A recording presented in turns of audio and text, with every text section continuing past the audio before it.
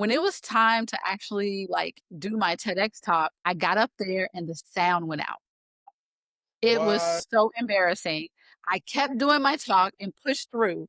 When I got off stage, there are photos, an article in Fairy Guide Boss and Black Enterprise that showed me, like, "Oh my goodness, how could this happen?" And my belly's all big and full makeup. You see a lot of people who claim that they can get you on the TEDx stage. Don't do it. Do not pay 4,000, 5,000. Don't pay anything. If you wanna be a TEDx speaker, there's a link that we'll share underneath this video that you can look for TEDx events around the world. Connect to the curator or the website, and that's how you can land a TEDx. I think it's super predatory because like there's this idea that once you get a TEDx, it's like game over for you. Mm. You're gonna get all these public speaking gigs. Your life is gonna change. I mean, TED is a fabulous brand, right? It's a great brand to connect to. It gives you that stamp. Have you come across people that have gotten on that stage with a very small personal brand? Oh, yeah, well, you TED brothers you not have a brand. Like, they don't want people that Really? are shiny. They do not want people that are coaches. I won't say they don't want, I won't say that.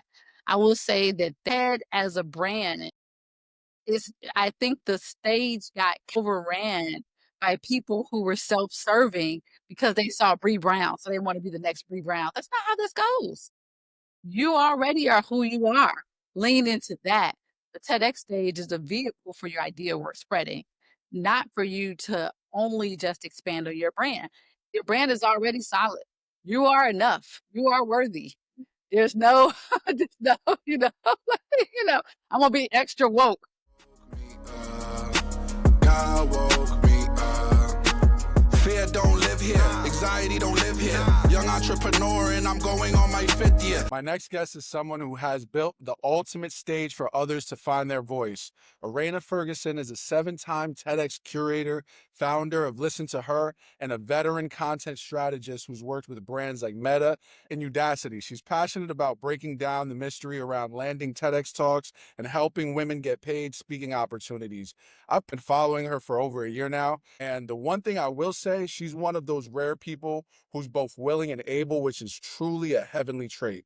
Today, she's sharing her journey and her blueprint with us. So without further ado, let's get into it. So nice to be here. Thank you so much for having me. Really appreciative. I love the idea of a virtual cafe because a coffee shop in real life is where all the magic happens. Exactly. Well, it's a pleasure to have you. Like I said, it's been a long time coming. You're one of the very first people that I started following. So I've been watching your journey for like over a year and a half now, and I'm definitely excited to speak with you today.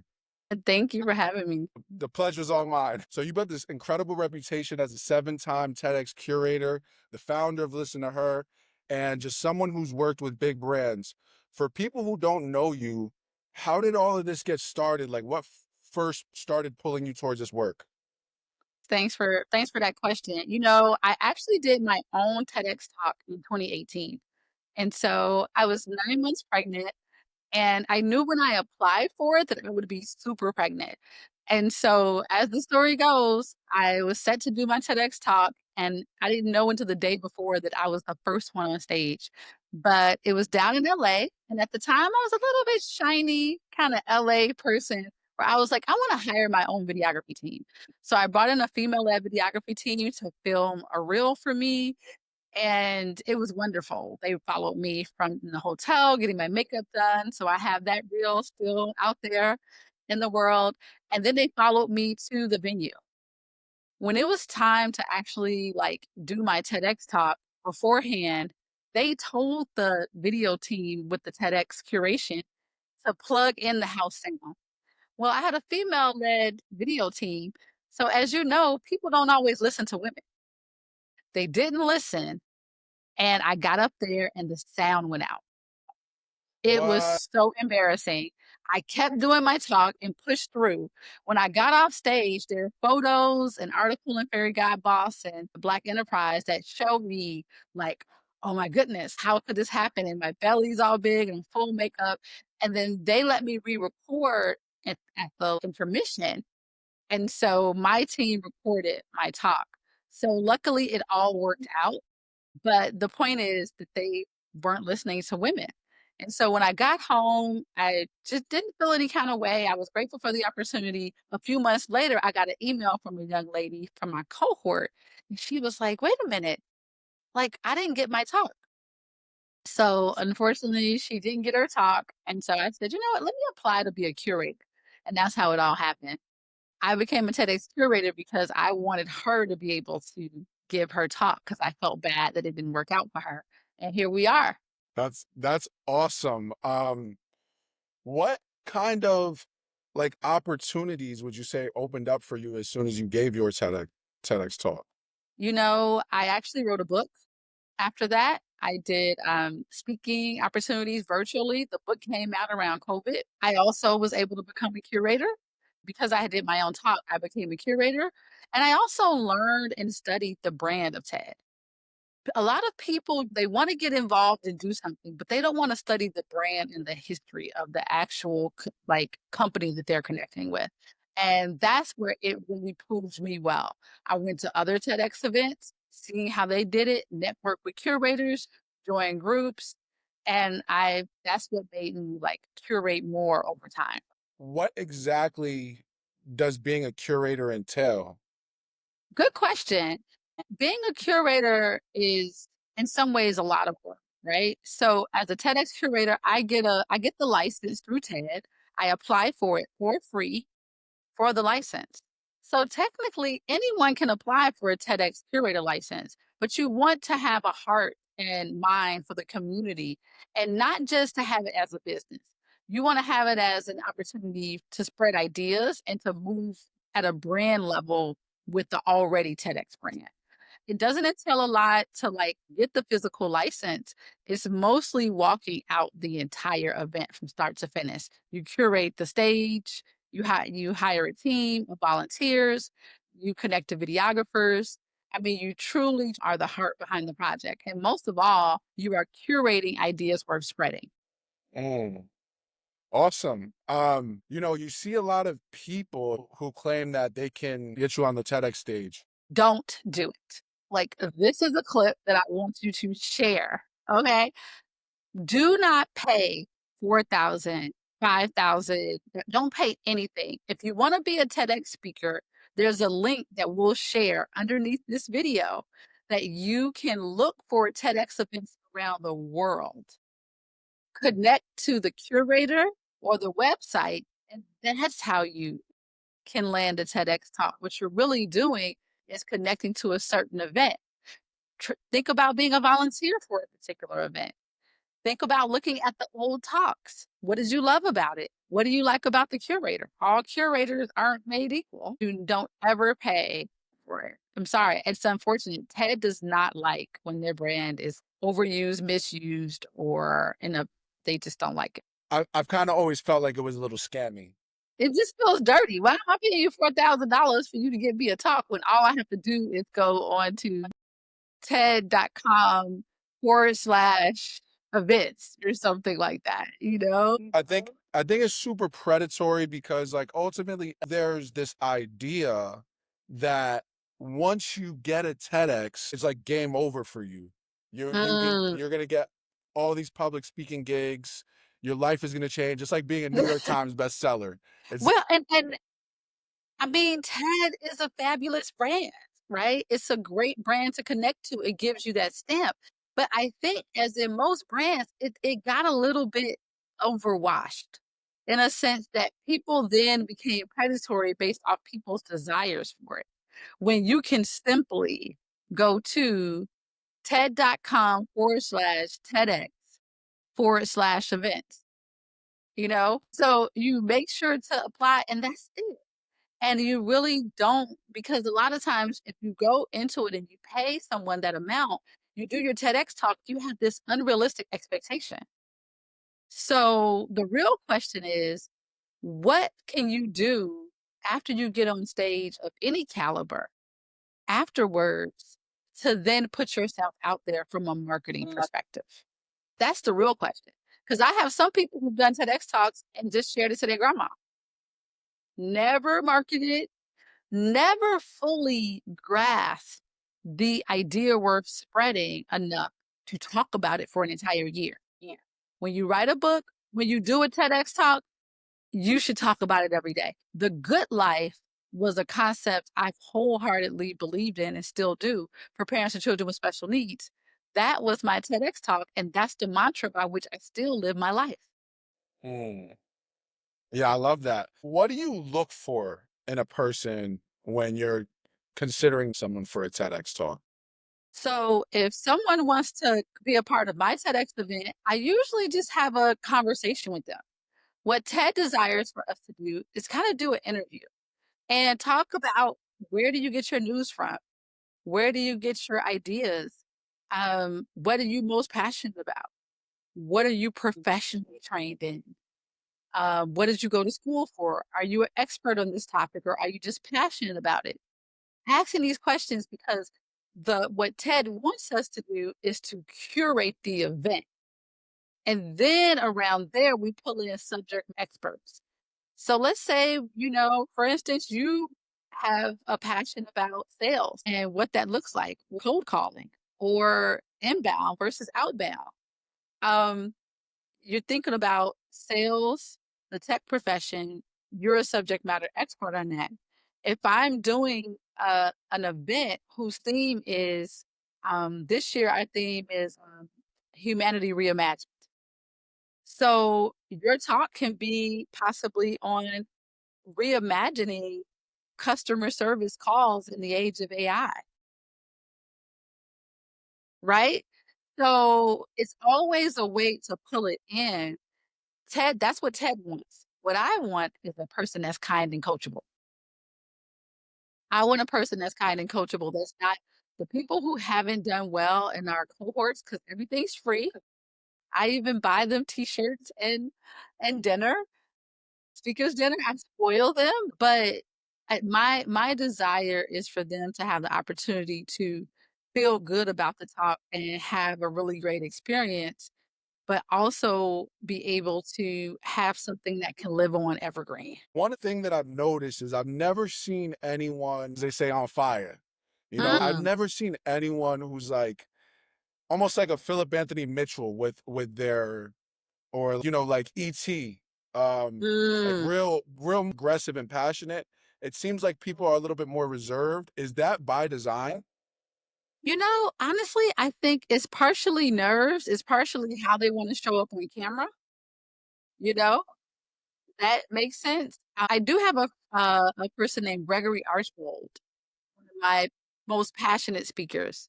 What's the difference between a good TEDx talk and a great TEDx talk? Honestly, it's really the passion of the speaker, and it also is it being succinct and no stumbles or no stutters or not a lot of ums and ahs. But what also stands out is something that can be impactful for people to do today. So things that are very actionable, right? So that makes a good TEDx talk. My TEDx talks are only 10 minutes, so they're not super long. So you gotta really like start with your anecdotal story. I was sitting on the porch, at my grandmother's house, and I remember the smell of chicken, no pun intended, like coming out of it. I do remember the smell of chicken coming out of it. And that's when I realized the safety of home and what that should feel like, you know? And so I could literally do a TEDx talk right now off of like I've seen so many. So then you start with that story and then you have the actionable lessons from the idea worth spreading. Then you have the idea worth spreading and then you have the closing. Those are the way that I enjoy my speakers being coached. And we have a speaker coach on staff on our team who coaches the speakers virtually for 3 or 4 weeks and then breaks off into shorter sessions. Okay, so I was always wondering, like, how are people so good? Coaching, they get coaching, and it's a very good investment because I don't have to touch the speakers in terms of coaching. I know exactly what they need to do or accomplish, but I don't have to touch them because I have a team. a good speaker is someone who, after they give their speech, it's something that the audience can take and can be actionable. You know that that's one of the 16 laws of communication by John C. Maxwell. He says good communication warrants action. And so that's interesting that you actually said that. Yeah, it makes a difference, and then they can listen to it again and again, right? If it's 8 to 10 minutes, it really causes them to think. It gives the idea worth spreading again, then it gives them a call to action. So now when you leave here, this is what you do. Yeah. Yeah, I love that. One of my favorite speakers to watch, hands down. Like he's my mentor. He don't even know he's my mentor. I've watched all his videos. Is Myron Golden. Yeah. He's an excellent communicator, excellent speaker. He does like he'll use he'll use like I'm going to get my speaking style like this, but I got my own hood version, you know. No, But no, you're I, I, you're an amazing communicator. You're great. You're like, and that's the other thing too. You're able to not just communicate, but toggle conversation. That's a gift. I appreciate that. I definitely appreciate that. He does things like I don't know what the English term for it is, but he'll use the same letter 3 times in a row. Mm. Like God, like we know God is a God of protection, provision, Oh and yeah, like so he'll death. do that P. Yeah, he gonna get And you I'm with like, it. ooh, that's Yeah. cold, you know. It's true. And sometimes I kind of get irritated listening to him because I've watched his videos so many times. It kind of feels like he says the same thing over and over and over again. Mm, And then one day I realized it. That's branding. yes. That's Yes. what like the things that he does say that he knows people know that he said already. It's Yeah. because that's his brand. That's his brand. He's sticking to it. He's sticking to Exactly. it. He's not gonna waver. He's gonna be consistent. He's gonna draw you in. He's gonna help you prove action. Like it's a beautiful thing. I love For doing that. sure. Have you come across people that have gotten on that stage with a very like small personal brand? Oh yeah, well, TED brothers you not have a brand. Like they don't want people that Really? are shiny. They do not want people that are coaches. I won't say they don't want. I won't say that. I will say that TED as a brand is. I think the stage got overran by people who were self-serving because they saw Bree Brown, so they want to be the next Bree Brown. That's not how this goes. You already are who you are. Lean into that. The TEDx stage is a vehicle for your idea worth spreading, not for you to only just expand on your brand. It felt like that because you had people who had viral talks. But remember the hundreds of talks that never got up, that never got the viral aspect, right? There were still amazing ideas worth spreading that only have 20,000 views as opposed to 2 million. Your brand is already solid. You are enough. You are worthy. There's no, there's no, I'm gonna be extra woke. You are worthy, and texting people. If somebody texts me, what is it, sun rising or something? I don't know. Oh, Grand Rising. If somebody texts me Grand Rising, I'm gonna throw my phone because now it's become a thing that just people just do, right? It's just like, okay, guys, this is enough already. Let's just say good morning. Holla at your girl or something. So Ted pretty much is like they're kind of like a 90s DJ. Like they want to break the artist. Exactly. And that's the other thing too. Chris Anderson, who is the CEO of TED, and I'll put this in the comments once you share this video. His idea is to, as a CEO and as the leader, it truly is around ideas. It's a catalyst. It's an educational platform to be transformational based on the ideas. It still holds to that mantra. And that's the other thing that people have to learn. When you attach yourself to a brand, like I went to BC for my first master's, and it's Jesuit. So when I talk to people and they love the Jesuit education, they're like, "Oh yeah, we respect and love BC." You're not gonna see me over there talking about BC and twerking, and it has to do with Jesuit pastors. Like, you know what I'm saying? Like these are two conflicting things, right? maybe at a party later, but not like at this, right? So that's how it is with TED. Sticking to the brand, studying the website, you become it in an authentic way based on the version of yourself that you are. You don't necessarily have to work into it. You fall in love with the brand falls in love with you, and then you automatically manifest it, right? It happens. I've seen that happen. One lady, she volunteered on our team and she did a TEDx talk before my cohort did. Somebody called her out the blue. And then she did a TEDx talk. And then when her TEDx talk took a long time to get uploaded, I had her on my stage like a year later just so she can kind of have this talk thing happen.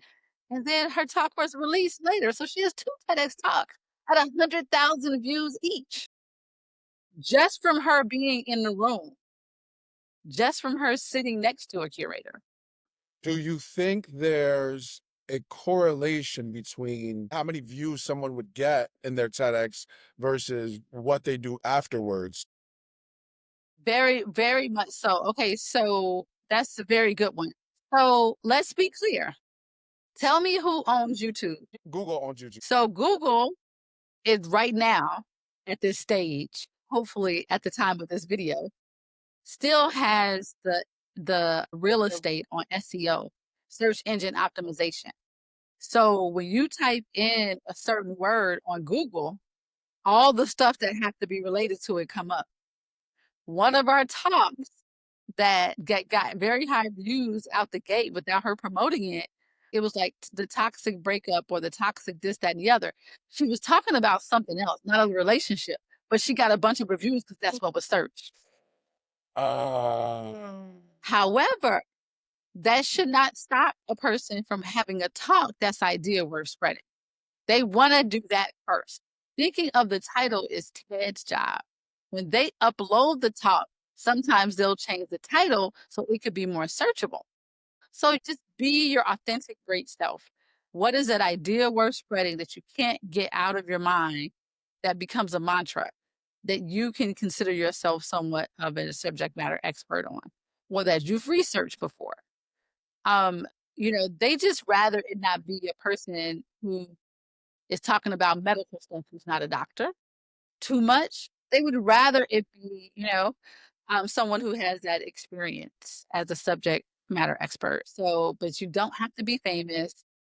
You just have to have that idea. And remember, that idea is not just exclusive to TED. It could be across the stages, across the world, so. That's crazy that they are the ones who actually determine the title. Yeah, I mean, in the end, it's their platform because they put it on YouTube. So you determine the title, but if they feel like the title will be more searchable, it could possibly change. So sometimes it's not a correlation to shares. Sometimes it's about what people are searching. Sometimes people are popular, so the numbers go up. Sometimes it's a whole wide world web out there. So that means it could resonate in China, but not resonate in the US. So it all depends on that. Have you personally seen someone's like life change overnight after the TEDx?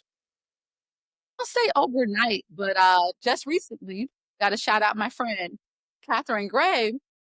In 2020, I actually filmed a TEDx event during COVID. We only had 6 people, COVID safe conditions, mask, vaccine. Some of my favorite pictures are of us with that mask on, risking our lives, risking it all for these 6 talks, right? And one of the women was an investor by the name of Catherine Gray, and she wanted to talk about fund women change the world. And I was like, yeah, that sounds great, but like, do you want to use your stage for that? Like, we know and this was 5 years ago, right? And so, sure enough, she got up there, she nailed her talk, she was passionate about it. And just this past weekend, I went to probably the 100 plus screening of a movie, a documentary called Show Her the Money, which is about women being invested in by investors for their tech projects. And she is the executive producer.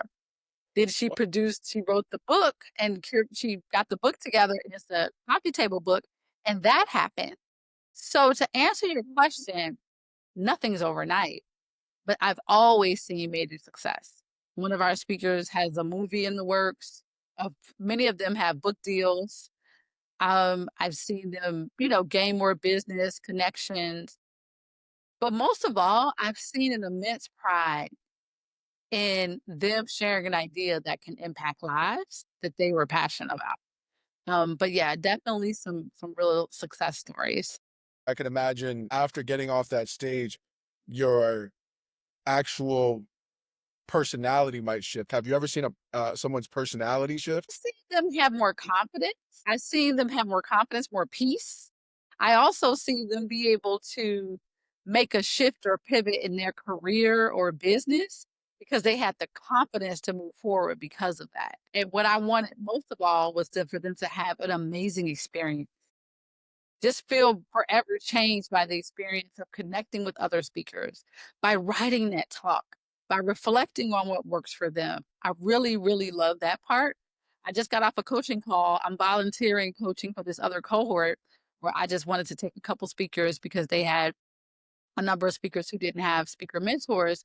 And it just felt good to dive into this talk with this gentleman and say, tell me just a snippet or just a thought of that story from high school if you're sitting on the bench as a basketball player. Tell me what that looked and felt like. And then putting that in part of the talk. And then tell me how that connects to our theme. And then tell me the idea worth spreading. And then that's the fun part of crafting it and maneuvering it. So just like you have, like, a piece of pottery at, like, a pottery spot, and you're just, like, spitting it, you take it out, it dries, someone else beauty is in the eye of the beholder. They can see that it's beautiful and love it and spend thousands of dollars, or somebody could just use it as a ashtray, but it feels good for you. So it really is an inside job. It's about the speaker, really. Have you ever heard of the 4 different levels of value? You ever heard of that? I haven't. So this is something that actually I got from Myron Golden. I He was just talks about to about say, these. did you get it from Byron Golden? Yeah, yeah, yeah, yeah. I got to shout You out my got your guy. boy. the he talks about these 4 different levels of value. You have initially the implementation level. That's like the person that's scooping rice and beans at Chipotle, or the construction worker or the retail worker. They have a floor to like they have to physically be there to make money, and they have a floor and a ceiling to how much they can make. So if you make $17 an hour, you make it $17 an hour. That's it, That's it. right? That's true. Then you have the unification level of value, which is the next level, and that would be the manager at Chipotle. They hold a little bit more responsibility, so they make a little bit more. They might make $22 an hour Mm, floor, and there's still a ceiling to how much they can make. That he basically says that after those 2 levels of value, you start to get into where wealth is created, which is the mm, communication level of value. So that's people who use their words to make money. So that might be a public speaker or a influencer or a author or someone who makes a song. Like you can write a book one time and then get paid for it forever. Um, and then the final level of value would be the imagination level of value. So that mm, would be someone who identifies a world problem, and then they use their imagination to solve that problem, like an Elon mm, Musk or Steve Jobs. That's why they get paid at the level that they do. And so I find it very interesting that you doing the work that you do with TED, you help people develop that highest of the communication level of value. Because mm, I think public speaking, like you have talking over the phone, you can call someone on the phone and try to sell them. That's a mm. certain skill set, right? Yes. But that the skill set to get in front of everyone and say, listen, I don't care what nobody here thinks about me. I'm gonna let my Mm. message out. I personally feel like that's the highest level of communication. I receive that. I love that. And I love those 4 points because at the end of the day, I always think, and I have to credit my husband, I don't always do this, but I want to, of thinking with the end in mind. Right? So you think about it or think at the top level, at the best level, honestly. That's even a better example. Anytime I Google something, school, opportunity, job, I always say top or best. So you think about it, if a TEDx talk is at that third level, all that person has to do is take the stairwell up to that fourth level of that idea worth spreading can be something like, say, one of my TEDx speakers, hers got picked by TED as a chosen talk to be promoted. And she talked about breaking up with should in your career. Well, she can create a tech product off of that. So your idea worth spreading can actually be a physical product or a tech product. It can actually be a solution. There's something to be said for, connecting with like your favorite drink in the morning and having quiet time. And then you create something that can live on in a product based off of that. So it's pretty awesome what the possibilities are. Isn't it so amazing? I can imagine how you feel in terms of seeing all of these different TEDx's. It's like people have these different superpowers that are just specifically theirs. Yes. And those superpowers powers are their stories. And even though you can only share a minute of your story, right? It can connect to the lesson that then becomes the idea worth spreading. So tell me about Listen to Her. What is Listen to Her? How did the idea come about? And what do you hope it does for women speakers? So thank you for that. Listen to her is really it's such a passion of mine. So I can tell you about the story behind it. But in terms of the definition of what the tech product is, it's a startup that is an AI speaker matching platform for women. So we connect speakers to brands and companies that want to hear from them, that still want to hear from women. There are so many people that want to listen to her. Right? This weekend, I'm still so full from the event. I look at the pictures, I laugh, I giggle from the movie screening we did and the book signing we supported with and the power and the synergy. And there were men in the building too. And I think they were even overwhelmed by the energy and the expertise in that. So I can only imagine what that looked like. And so at this stage, we're actively fundraising, which we're thrilled about. We're hoping to close a $2 million seed round within the year. And we're really excited because I feel like this is the continuation of what I've done in TEDx. It's the problem that I want to solve for my women speakers, which is what do I go from here? So even to loop back around for your question earlier, you can have a great TEDx talk, you can have tons of views. Now what? So what? So let's take that expertise and let's take that idea we're spreading and use it and help it to pollinate other industries across the world. So I'm really stoked about that. And I've loved working in tech as a senior product marketing manager. I love product. I'm passionate about it for the different companies that I work for. So, but the story behind it is that it was the name of my very first TEDx event. It was called Listen to Her because they wouldn't listen to my female-led video team. So I named it that. And also, believe it or not, Marla Gibbs, the famous actress, she actually performed Listen to Her, the monologue, which was about my daughter and raising her with special needs and what that felt like in the time that I raised her while getting 3 academic degrees, including one from Yale years ago. And so I wrote that, and she performed at the Waco Theater in North Hollywood in 2019, actually. So I called it "Listen to Her" as well. So "Listen to Her" is it's something. That's so dope. I guess I'm curious, do you think that in terms of amplifying women's voices, that women are more impacted by women's voices than men? I think everyone's impacted by our voice, right? Because watch this in the boardroom, in the meetings. I'm sure that you've seen it on your job. You can say it truthfully or not, or just you don't have to admit it right now. And I was even in my most recent role at a company that, is known by they're basically a fruit. So let's just say that. So at my recent company, we were on a team call and we had a really big problem and we could not like get this last thing done and we didn't know how to like decode it. Well, we had a woman who went and figured it out and come and save the team and save the day.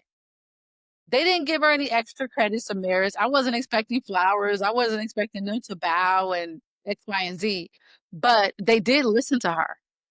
And it was both women and men who listened. So sometimes they'll listen and they'll take the ideas and make them their own, like right in front of your face.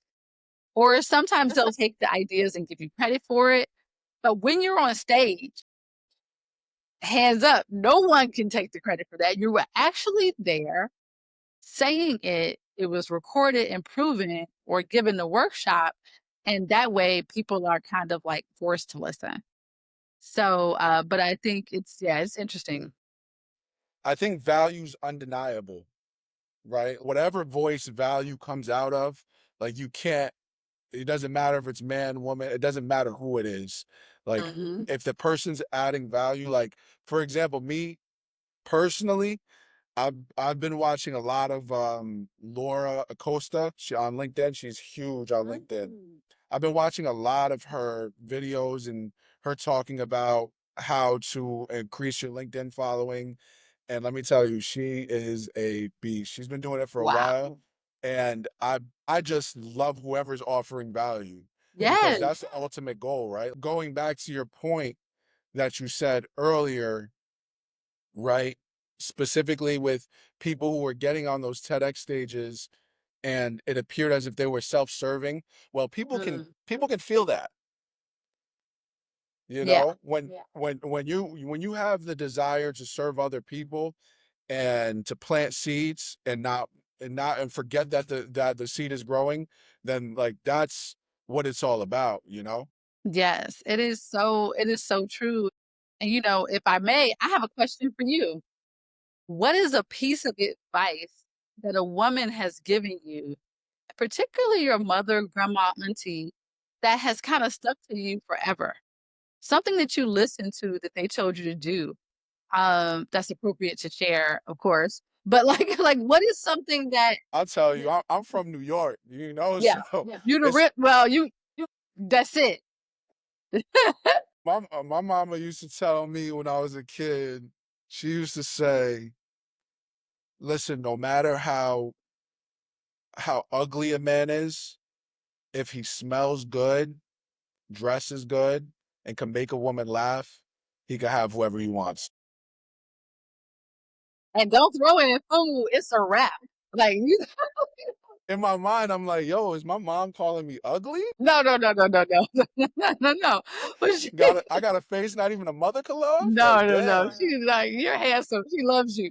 But she was basically saying it's not about looks, it's about how you treat people. It's about the personality. It's about you having a personality that's just like because there are those people, even women, that like you just be like, why am I so attracted to this woman? She's not even Holly Berry gorgeous. But it's something about her that just is undeniably attractive, and you're gonna listen, you're gonna engage, and but no, no, you're definitely you Heard that. I don't know if you ever heard this saying, it's like women don't find men attractive until they get to know them, and then men find women attractive until they get to know them. mhm. No, And it's true. it's very true. It's very true. Because I mean, I can see you can see a lot of handsome people, a lot of attractive people, but what comes out of their mouth? How do they treat people? How do they behave? Are they and now when I say soft, I mean gentle and kindness. Like, that's what a woman is the most attracted to. That's what the safety part, right? Especially the new healed woman. Like, I don't know what it was like back in the day, 10, 15, 20 years ago, but this new healed woman is like, I want a soft life. I want a kind person. I want a gentle. So it forces the healing on both parts so that those people can meet, right? But I just had to ask you that question because you listen to her, because I'm sure there are parts of your character that are exactly what she said, not just for a woman, but for yourself as a man and your character. You know? Yeah.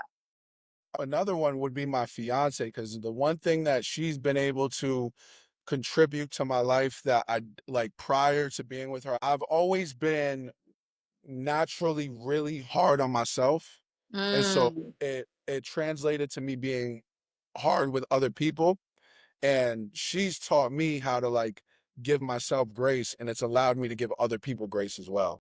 that's a good one, because then she doesn't want that to permeate long term, right? Like the fact that it's like, hey, just give the person grace, give them a break, or set boundaries, or like you did for me in the scheduling, right? You had a okay, you listened to her and you had a level of grace, and then it worked out so well. We've had a great conversation, so uh, I, but I asked you that because it goes under the listen to her umbrella.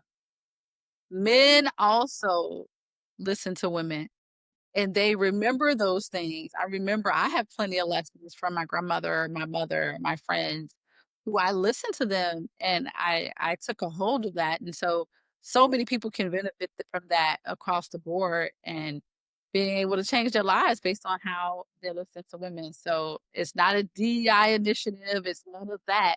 It's just a fact. Just like funding women was a fact, a thing that should happen. I think men are so naturally rough and women are softer that it's almost like when you gotta listen in on something, Mm. women deliver soft enough. Same way if a man can smell good and be funny, if a woman delivers something soft enough, she can honestly make a man do whatever. So that is something that has been learned better for me over time. I too am intense. And what I've learned is that you have to modulate, not shrink, to what the person can connect to. And there's so many generational things that happen around, like women's voices and how to hear. But I can tell you, I am not a nagger. I like to make money. I like to work. I'm not gonna call a person by their name and yell from another room. That's not me. I am, because I don't want that. I wanna be treated how I so I do think that sometimes culturally in some communities, ours or others, it's the thing of like just that, and I'm like, "Nope, I'm good." When I actually say something, you're gonna receive it. I'm not going to be talking to you all the time like my children. Now, I may have a business idea or a storytelling or something. I'm going to talk to you, but I'm not going to talk at you to do something or to boss you. That's not my jam. And I think culturally, some people, depending on how they grew up, it's a thing, and they have to break that so that they can be able to connect the most with their partner. Yeah, yeah. Let me tell you something, Raina. I am from the hood. Like, you know, like, Like they calling your name. yeah, I'm used to hearing that. Yeah, yeah. I'm like, "No, there's somebody called my name from the other room." I'm like, do not do it, ice cold. Don't do it." What's the first step you would tell someone who wants to monetize their speaking? Honestly, besides signing up for the Listen to Her platform, of course, what I would say is to think about, your brand as a whole. Like, don't feel overwhelmed by getting a headshot, a whole brand makeover. You can take some of your best shots. You can have an iPhone and someone takes you full makeup dressed up, or just a headshot, something simple, something that you feel good about. And then also think about who are the audiences that you want to speak to. And it also comes back down to your why, right? Not just to make more money, but to perhaps have an idea worth spreading, even if it's not on a TEDx stage. Then you can think about the monetary value. Using ChatGPT, honestly, and using AI, have you know it, you can build out your whole like speaker brand based on what your subject matter expertise are. The problem that people fall into is now where do I go from here? How do I get booked? So the brand, the messaging, the pricing, that's a great prompt. That's a really good prompt. And remember, you can ask ChatGPT for its own prompts. So if you don't even know a prompt to even prompt it around you, you can request a prompt and say, give me the best prompts to be able to for you to help me to build my speaking career. So just run that play, copy and paste it to a Google Doc, and then you start there. And that's going to be a great place to start to fill out I listen to her application. And honestly, speaking for me is not connecting women is not just all. I do have to listen to her platform, but if men want to hop on a one-on-one call with me, a 30-minute paid call, an hour, ask me anything, I can give you the rundown as well. Gregory Archbold that I mentioned earlier, he has a website, gregoryarchbold.com. Not only did I build that website, but I also gave him leads and opportunities on how he can monetize, how he can reach out and connect to speaking opportunities. So it's a lot of different ways that you can go about it. So I'm here for it all and excited to be see people on stage. I might take you up on that. You should. I think you would nail it, especially as a New Yorker. Yeah, especially as a New Yorker, like you'll just especially as you're doing your LinkedIn. Like I see you on LinkedIn, I see, and I want to hear your story. I want to hear more about your story as well. And so it's like that's the good part too. It's like sharing your story, not not so much publicly on LinkedIn, but more so sharing it on stage is also good too. Yeah. I'll tell you, my story is crazy. Like it's crazy. To be where I'm at is truly God. That's Truly God. huge. That's and you gotta give him the credit because nowadays it's not even popular to talk God, but I'm sorry.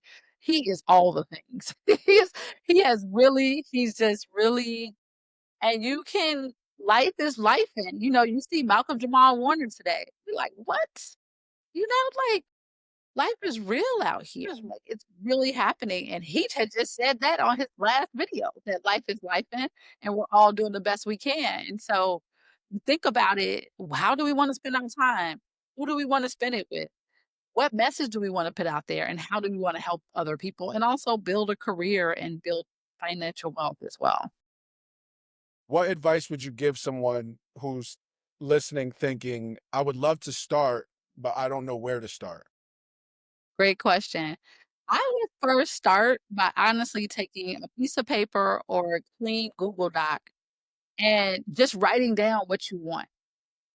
And when you write that down, you kind of put it out there for yourself and you own it and you own the emotions that go with what you really want. You don't even have to share it with anybody. Not everything is for share. That's the other thing I want to put. Not everything is for share. Not everything is for sale. It's just not. Some things are just for you, and there's some things for you and God. And so you put that down and you say, okay, this is what I want. I want this. I want that. This is the passion. This is the amount of money I want to make. And then you start where you are today. And you say, okay, based on where I am, what's the next best step? And I know we over chatty, but you can say, what's the next best step? Where can I start? What are 5 things that I can do this week? And you can get actionable steps, right? And so that's why I say where to start. Book a 15-minute with me. Roll up in my DMs and just get 15 minutes and I can tell you, hey, do this, this, and this. And then this is the next thing. And when you're ready, I consult you on what to do next. And then you create community wherever you are, or you step into a community because people do need people. We have gotten so siloed and we're just as lonely as we were around COVID because now we're depending on devices and everything. Find a community after you write down what you want. And after you come up with the plan, then you start to find community and it'll all come together after that. Eraina, thank you so much for sharing your insights and breaking down what really goes into building a speaking business. For everyone listening, if you're serious about landing a TEDx talk or getting paid to speak, go follow Eraina and check out Listen to Her. All her links are in the show notes. Thank you for joining us on Virtual Café. If you enjoyed this episode, share it and leave a review. And until next time, stay blessed and highly caffeinated.